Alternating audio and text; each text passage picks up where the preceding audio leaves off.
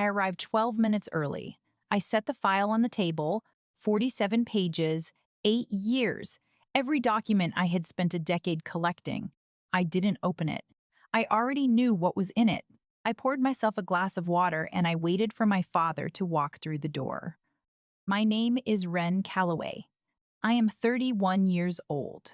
I am a named partner at a boutique civil litigation firm in Richmond, Virginia. I have been telling this story to no one for 8 years. I am telling it now because the mediation hearing was 1 week ago, and because I think some of you will recognize the particular mathematics of what was done to me, and what it costs, and how long it takes, and what it feels like when the file is finally thick enough to speak for itself. I will tell you what I can prove. I will only tell you what I can prove. I grew up in Chesterfield County, Virginia, the second of 2 daughters. My father, Brent Mallory, owns an auto body shop he built from a 2-bay garage in 1998. He has never stopped telling this story. He carries it the way some men carry a weapon, always visible, always ready to deploy. The shop, the origin story, the thing he built with his hands. This is the architecture of who he is. And for as long as I can remember, it has been the standard by which every other form of achievement in our family was measured and found lesser. I was the first person in my immediate family to work in a legal environment. I took a paralegal position at a civil litigation firm in Richmond at 23 after finishing a 2-year certificate program that I paid for myself in installments. My family's response to this was varied and consistent over time. My father said it was a job for people who couldn't make it as actual lawyers. My mother, Charlene, said she hoped I wouldn't become one of those people who is always looking for a problem. My sister Bryn, 3 years older and already working as a dental hygienist in Midlothian, said I seemed different lately. Cold, she said. Clinical. I read contracts before signing them. I asked questions about paperwork. I kept copies of things. These habits in my family were treated as character defects. I did not know yet that they were the only thing standing between me and a financial hole that 2 people who were supposed to love me were already digging. I want to start at the beginning because the beginning matters. In the spring of 2016, I was 24. I had been at the firm for a year. I had $6,800 in savings, which I was building as carefully as I knew how on a salary of $36,000 in a studio apartment where I kept a spreadsheet on the refrigerator tracking every expense. I was not wealthy. I had good credit. 741, which I had built by paying every bill on time and keeping my one credit card at less than 12% utilization. Because I understood in a way that my family did not, that credit is not a personality, it is a record. And records are either accurate or they are not. My father came to me in April of that year and said he needed a cosigner on an equipment loan for the shop, $22,000. He said a bank had requested a second signature because of the shop's inconsistent revenue documentation. This was plausible. The shop ran on a cash economy. Documentation had always been loose. I asked to see the loan paperwork. He said, "It's already done. I just needed your social for the form. It's nothing." I want to pause on that sentence. It's already done. In the language of financial fraud, this is an efficient construction. It positions the harm as a fact of the past that cannot be undone, rather than a choice that was made which neutralizes objection. I did not know, at 24, to name it. I filed it as unease and moved on, because the alternative, accusing my father of something, required a level of certainty I had not yet earned. 6 months later, in October of 2016, a payment notice arrived at my apartment. The loan was in my name only, not a cosign. My name, my social security number, a signature that was not mine. I want to be careful here about what I knew at 24 and what I understand now. At 24, I was a paralegal, not an attorney. I understood that something was wrong. I did not yet have the tools to quantify exactly how wrong or what it would take to address it. So I did the only thing I knew how to do that was both self-protective and legally defensible. I began making the payments from my own account to protect my credit while I figured out what the full scope of the problem was. This is a decision I have revisited many times over the years. It was not a forgiveness. It was a preservation strategy. I kept the payment notices. I started a file. In 2017, I sat for the Virginia bar examination. I failed the first attempt in July by 11 points. I do not minimize this. I sat with it for 4 months and then I sat for it again in February 2018. I passed. I went back to the office on a Monday morning and I told my supervising attorney, who shook my hand and said we had a lot of work to do. I called my mother. She said, "Oh, that's wonderful, honey." I called my father. He said, "Good, now you can fix your own problems." I did not know yet what problems he was referring to. I had some guesses. In the spring of 2018, I had been a licensed attorney for 8 months. I had $11,000 in savings. I had begun looking at a small condo in the museum district, a one-bedroom, $215,000, which I believed, correctly, as it turned out, was near the bottom of what the Richmond market would offer before it began appreciating. I applied for mortgage pre-approval on a Tuesday in April. The loan officer called me back within the hour. She said my debt-to-income ratio made me ineligible for the loan amount. She read me a figure that was not consistent with the debt I knew I carried. I sat in my car in the parking lot of the lending office on my lunch break and pulled my full credit report through all 3 bureaus on my phone. It took me 7 minutes to find the second instrument, a personal loan for $25,000. My name, my social security number, a signature I did not recognize as mine. Originated in December 2017, 4 months after I had failed the bar the first time, 6 months before I passed it. The loan had 3 late payments in the previous 9 months, which was why my debt-to-income ratio was flagged. The lender had been calling a phone number I did not recognize. I sat in that parking lot for 40 minutes. I want to tell you what I was thinking during those 40 minutes because it matters. I was not thinking about revenge. I was not thinking about court. I was doing the thing I do when I encounter a problem. I was reading the document. I was tracing the shape of it. I was identifying what I knew, what I could prove, and what I would need to make a case. And I understood, sitting in that parking lot on a Tuesday in April, that I was not going to be able to do anything about this immediately. Not at 8 months barred, not with $11,000 in savings, not without documentation I did not yet have. What I could do was begin. I drove back to the office. I ate my lunch at my desk. I did not tell anyone. That evening, I went home, added the second loan instrument to the file I had started in 2016, and requested my complete credit history through all 3 bureaus in writing so I would have formal hard copies. I began the process of reconstructing the paper trail.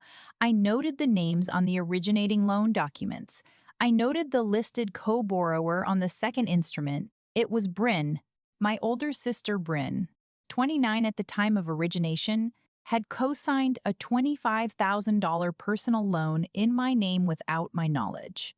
Bryn, who had been planning her wedding to Aiden Hecht for the better part of 2 years. Bryn, who had been describing the venue costs to my mother in phone calls I was occasionally on the peripheral end of. Brennan, whose wedding I was invited to as a bridesmaid and had already purchased a dress for. I added this to the file. I did not call her. I needed more time and more documents. By the following summer, I had traced the use of the loan proceeds, $14,000 to the wedding venue, $6,000 transferred to my father, later established to be payment toward a state tax lien on the shop, $5,000 in cash withdrawals. Bryn, in a text message to a mutual friend that she would later describe as private, called this last amount her mad money. In October 2019, I drove to my parents' home in Chesterfield on a Sunday afternoon. I had printed the credit report. I had printed both loan applications, the originals which I had obtained through a formal records request. I had the payment history. I put it all in a folder and drove 40 minutes south on I-95. I laid the documents on the kitchen table. My father looked at them for approximately 3 seconds. Then he looked at Bryn, who was seated to his right. Bryn looked at my mother, who was standing near the sink. My mother said, "Wren, you're being dramatic." My father said, "You work in law. You know how to fix this. Stop making it everyone else's problem. And then he laughed. Not loudly, just a short exhale through his nose, the sound a person makes when someone has said something mildly amusing and they cannot be bothered with a full reaction. Bryn's mouth shifted. My mother turned back to the sink and began clearing something that did not need to be cleared. I picked up the documents. I folded them. I put them in my bag. I said nothing. I drove home. I want to tell you about that drive because it is the thing I return to most often when I think about the 8 years between that Sunday and the mediation hearing. It was 40 minutes. I drove the speed limit. I did not call anyone. I did not cry, which surprised me at the time. What I felt was not grief and not anger. It was something colder and more precise. The feeling of a variable resolving, of a shape becoming fully visible. I thought, I am going to spend the next several years building something they cannot laugh at. And when I am done, I am going to be very, very quiet and let it speak. I went home. I opened my laptop. I added 3 new entries to the file. I went to bed. I did not attend Sunday dinner again. In 2020, I retained Bernard Cho, a forensic document examiner with 23 years of experience in question document analysis. I found him through a reference from a colleague at the firm. I scheduled a consultation, brought him the originals, the loan applications, bearing the signatures, and sat across a desk from him while he examined them with a magnifying loupe and compared them to the handwriting samples I had provided from documents I had legitimately signed over the previous 5 years. It took him 2 sessions over 2 weeks. His written expert opinion, delivered in a 12-page report, concluded with a high degree of professional certainty that neither signature on either loan application was produced by the same hand as my legitimate samples. Both signatures were forged. The report cost $3,800. I wrote him a check for my savings account, the same savings account I had been building for a house down payment. I thanked him. I drove home. I did not call anyone. There was no one to call who would understand what it means to write a nearly $4,000 check to sit across from a man with a magnifying loupe and have him tell you, in professional language, that your father's pen was in the shape of your name and that is the thing they took from you before they took the money. I added Bernard's report to the file. I noted the date and the cost. I kept building. The year 2021 was the year I was promoted to senior associate. Salary $91,000 plus bonus. I had been doing the math on this for 5 years. The particular math of advancement as strategy, of understanding that the weight a person carries into a room is partly determined by the title on their card. I was not advancing for the title. I was advancing because the case I was building required it. A junior associate walks into a financial fraud mediation with a certain credibility. A senior associate walks in with more. A named partner walks in with something different still. I also bought the condo in 2021. 1-bedroom, museum district. 3 years after I had first planned to. The price was $263,000. In 2018, the comparable property was $215,000. The Richmond market had done what I had estimated it would do. I noted the difference. $48,000 at the conservative end of the equity calculation, before appreciation was factored into the specific unit. I added it to the file. Not out of anger, because it was a documentable economic damage, and documentable economic damages belong in files. In 2022, I filed. I want to be precise about this sequence. In May of 2022, I filed a formal complaint with the Virginia State Police Financial Crimes Unit, documenting both loan instruments, the forensic analysis, the payment records, and the reconstructed chain of proceeds. Simultaneously, I initiated a civil claim. I retained my colleague Nadine Park, a specialist in financial fraud, 44 years old, the most methodical attorney I know, as my lead civil counsel. I was not going to represent myself. Self-representation in your own fraud case is the kind of decision that lets the other side argue you have a personal stake that clouds your judgment. Nadine had no personal stake. She had the file. That was enough. The file was 31 pages at that point. Brent received formal notice of the civil claim in the summer of 2022. He called me. I did not answer. He called 3 more times over the following week. I did not answer. He called my mother and told her I had lost my mind. My mother called me. I said, "Hi, Mom. I can't discuss the matter. You'll want to make sure Dad has representation at the hearing." She called back twice. I did not answer. There is a kind of silence that is not avoidance. It is precision. I had nothing to say to my father that was not already in the file, and I had nothing to say to my mother that would change the structure of what was coming, so I said nothing. I let the process move at the pace a civil claim moves, which is not fast and which I had always known would not be fast. In February of 2023, I was named partner. My name appeared on the door. I stood in the lobby of the building and looked at it for about 30 seconds. Then I went back to my office and added a note to the file, named partner, February 2023. I did not explain why I added it. I added it because it was true, and because truth belongs in the file, and because 8 years earlier a man had looked at me and calculated that I would not have the spine to build something like this. I wanted the record to reflect that he had been wrong. The mediation was scheduled for March 14th, 2024. My father retained Don Sutherland, a general practice attorney in Chesterfield County who handles primarily real estate closings and estate documents. He had not, as far as Nadine could determine through professional background inquiry, sat in a financial fraud mediation in over a decade. I do not say this to be unkind to Don Sutherland. He took the case that was brought to him. What I will say is that financial fraud mediation is a specific vocabulary, and when you do not speak it fluently, the documents in front of you do a particular kind of work that no preparation can fully cushion. My sister Bryn retained Terrence Webb, 45, a civil litigator who practices in the Richmond area and who, from his record, understood exactly what he was walking into. I noted that Terrence Webb's engagement suggested Bryn had been better briefed on the strength of the file than my father had been. This was useful information.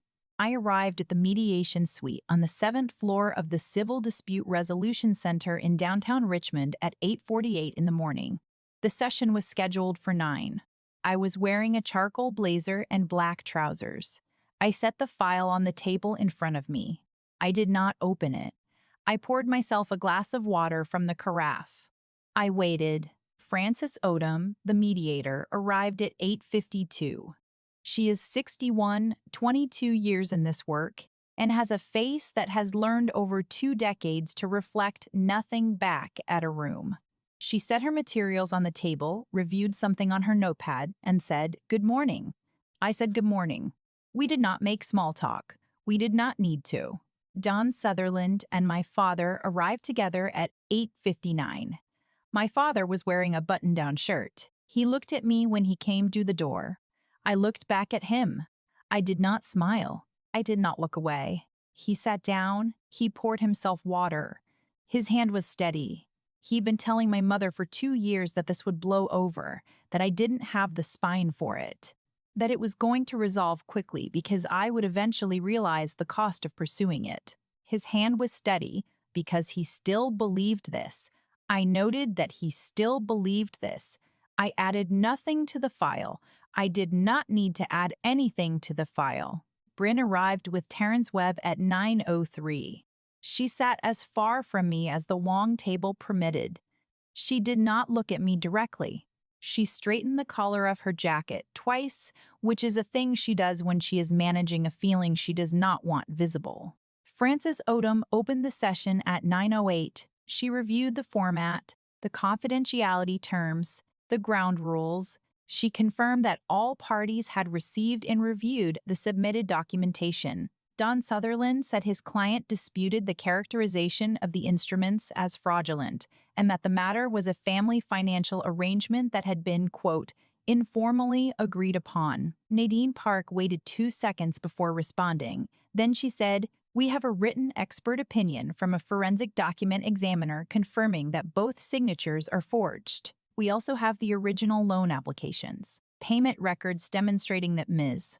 Calloway serviced both loans from her personal account for a period totaling 19 months before ceasing payments, and text message records in which Mr. Biss.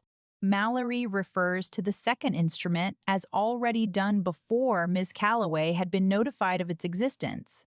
She slid a copy of the file to Francis Odom. She slid a copy to Don Sutherland. She slid a copy to Terrence Webb. She did not slide a copy to my father. She did not need to. He already knew what was in it.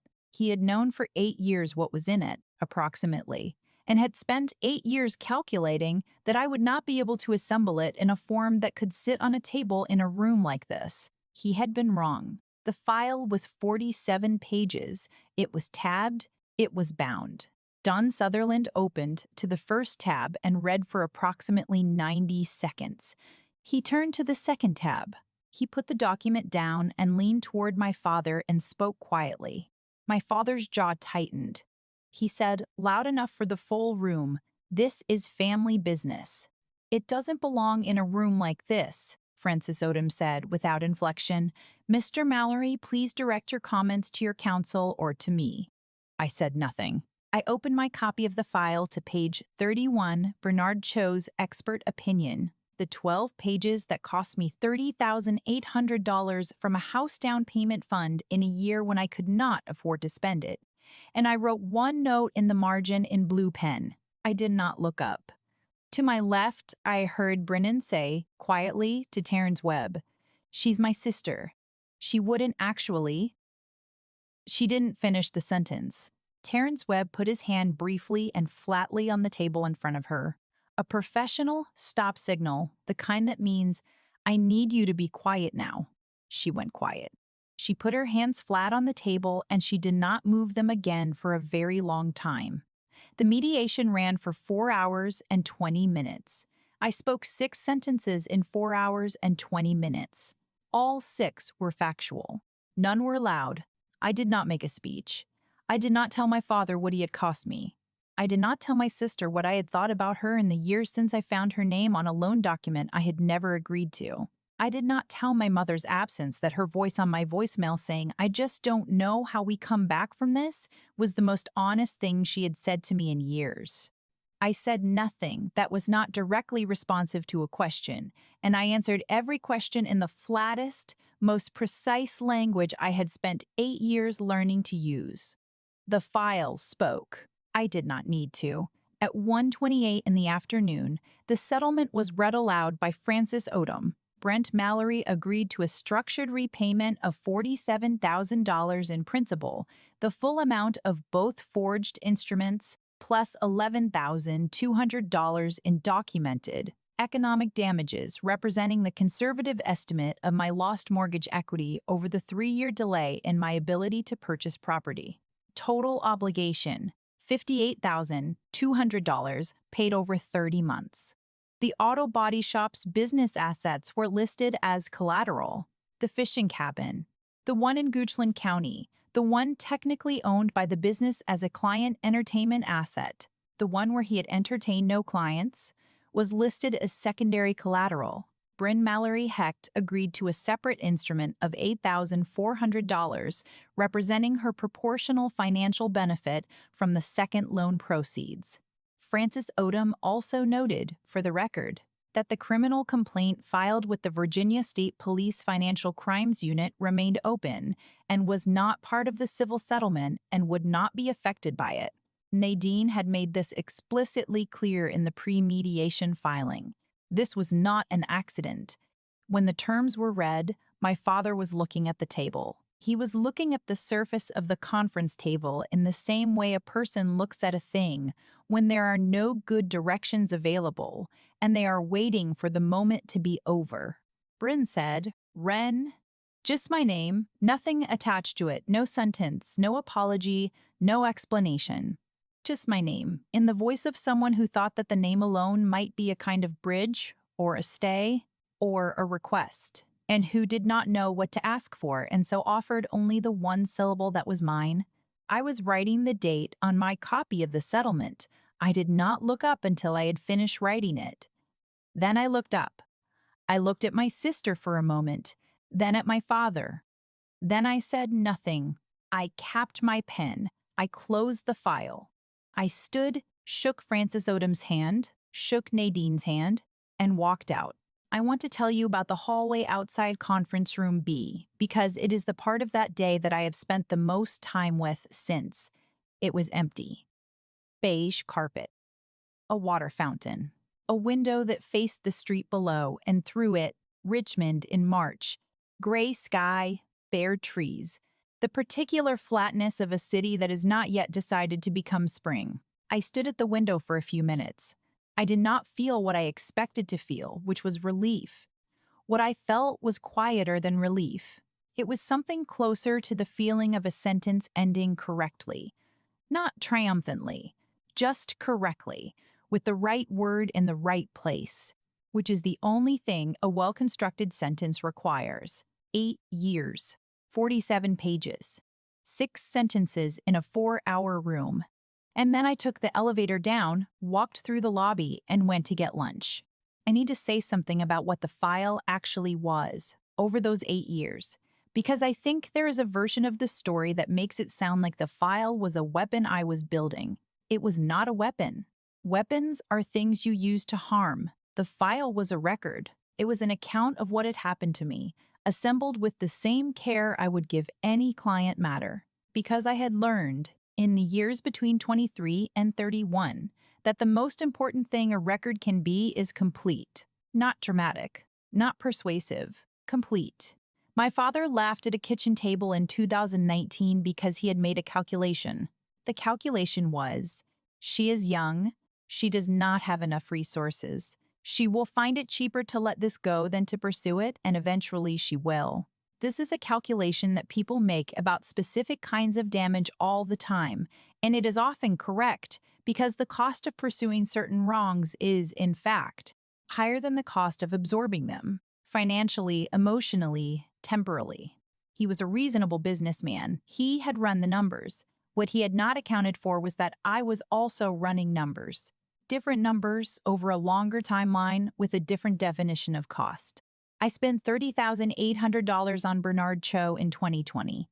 I spent years of Sunday dinners I did not attend and family events I did not go to. I spent the specific grief of not having a mother I could call when something significant happened, because calling her would mean discussing the thing she had chosen to stand next to rather than away from. I spent 8 years knowing something that no one in the world could share with me, because there was no one to tell who would understand both the legal dimension and the human one simultaneously.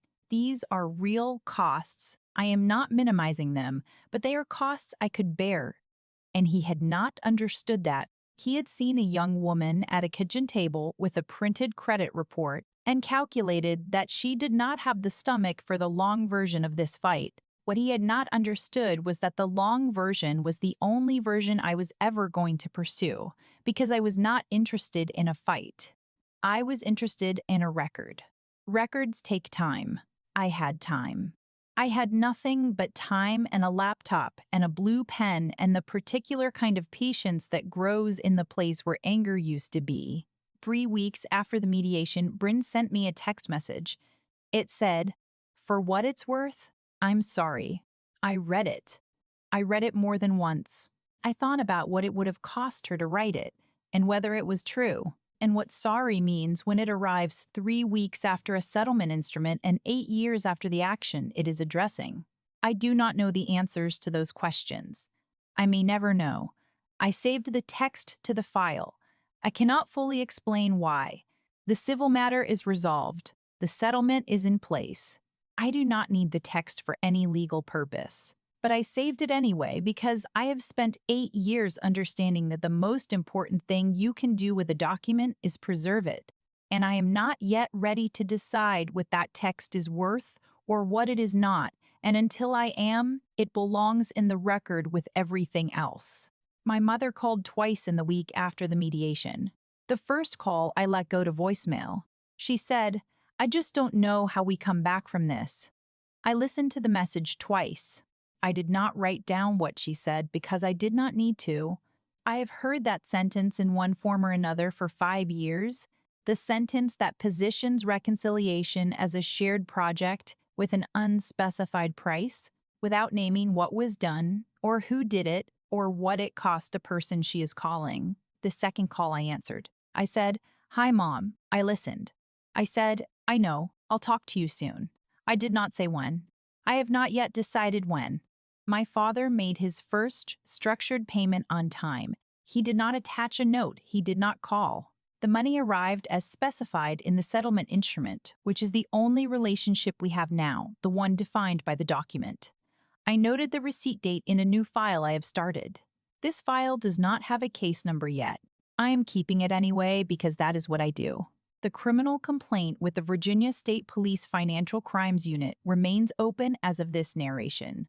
I will not discuss its status. I will only say that part is not finished yet, and I have learned over 8 years not to discuss the parts that are not finished yet.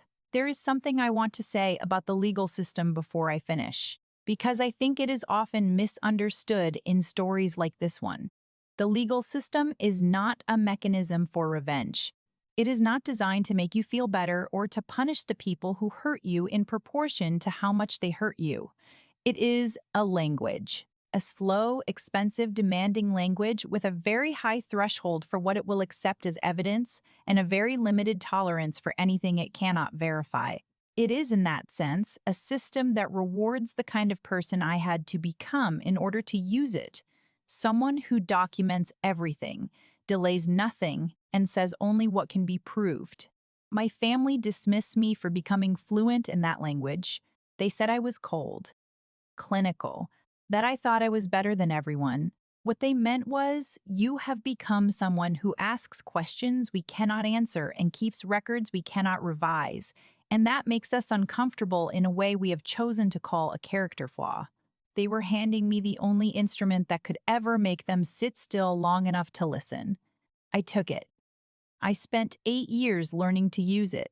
And on a Thursday morning in March, in Conference Room B on the 7th floor of a building in downtown Richmond, they sat still and they listened. And the room already knew what I knew before I said a word. He laughed because he thought I didn't have the spine for it. He was right that I didn't. Not then. So I spent 8 years growing one page at a time, until the file was thick enough to speak for itself and I didn't have to say a word. Before you go, I want to ask you something, and I want you to take it seriously. Has anyone ever stolen from you and then waited for you to be the one who let it go? Because fighting back would cost you more than it cost them? How long did you carry that before you put it down? Leave it in the comments. I read them. And if this story reached something in you, if you recognize the calculation that was made about you, or the specific patience that a person has to build when justice isn't immediately available, please subscribe. We tell these stories every week because they deserve to be told precisely, and your being here is what makes that possible.